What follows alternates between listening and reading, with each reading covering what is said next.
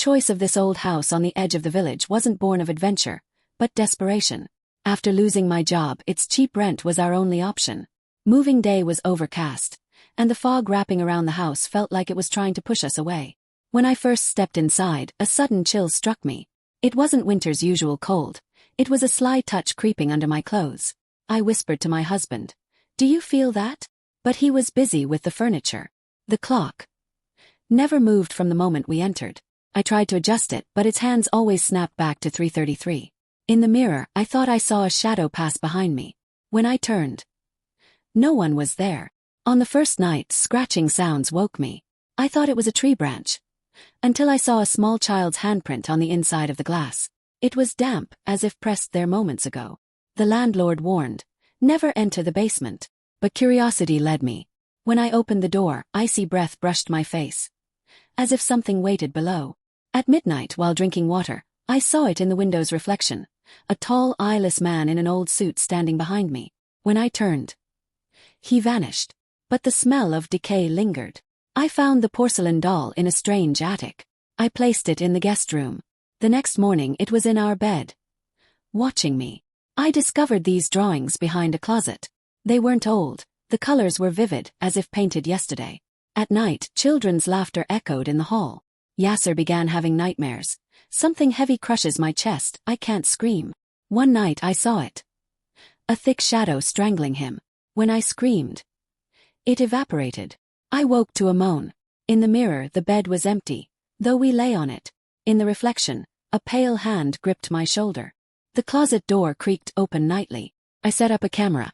The next morning, the footage showed red eyes staring at me all night, and a whisper, "Get out." The Al-Khoury family lived here 40 years ago. Their youngest daughter, Sarah, vanished. The father hanged himself in the basement. The mother died in our bedroom. I found the broken window at dawn. Blood smeared the glass. But Yasser claimed no memory of it.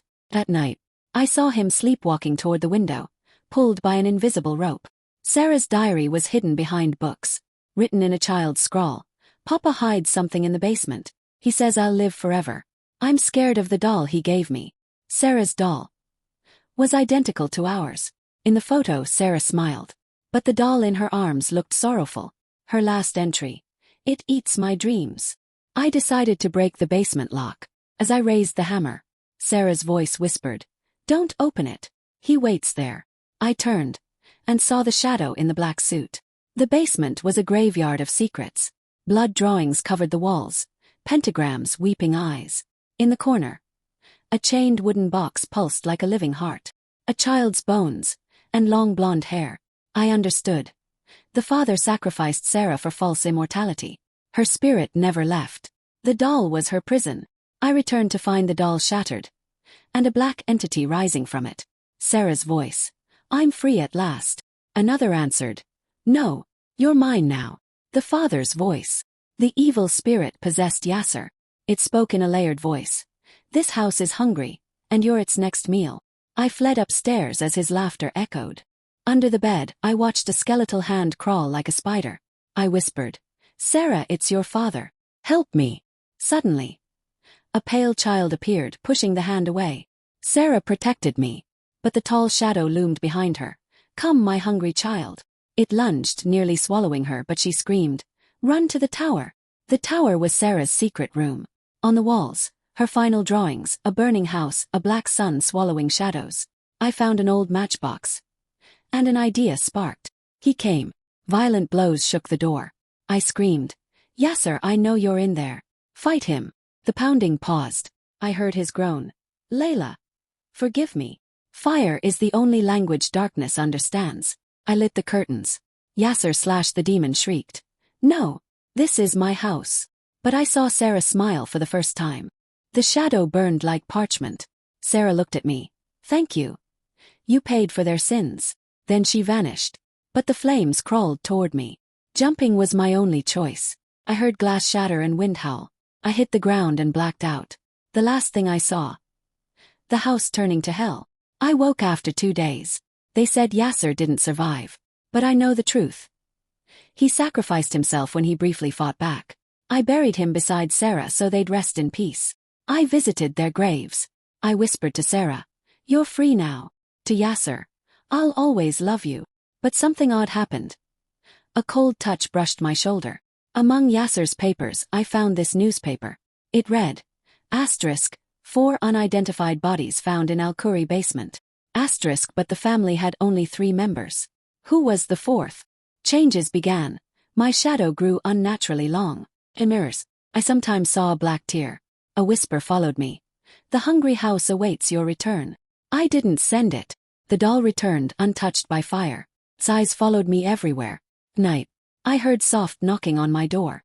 A crushing weight pinned me. I opened my eyes. It sat on my chest. Black shadow poured from its mouth into mine. I tried to scream but couldn't. Sarah's voice. He's building a new house, inside you. I woke to find this writing in my journal. Strange handwriting. Like the father's. In the mirror, my eyes looked darker, and I wore a smile I didn't remember making. I returned to the ruins. The fire never died. As if it were a portal. The father's voice hissed in my mind. This is our true home. You're my vessel. I threw the doll into the fire. But the flames snuffed out like a candle. The tall shadow appeared. You're part of me now. Heat spread in my chest. Like black roots growing inside me. The shadow multiplied in my veins. Sarah screamed. Kill the body before he claims it. I knew what to do. Only fire could end this. I struck a match. And looked at the sky. Whispering, Yasser, I'll see you soon. I tossed it onto the charred ruins. The flames embraced me like an old friend. I saw Yasser reaching for me. Finally I felt warmth. Sarah's voice.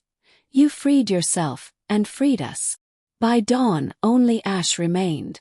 The village says, Al-Khoury's curse is over.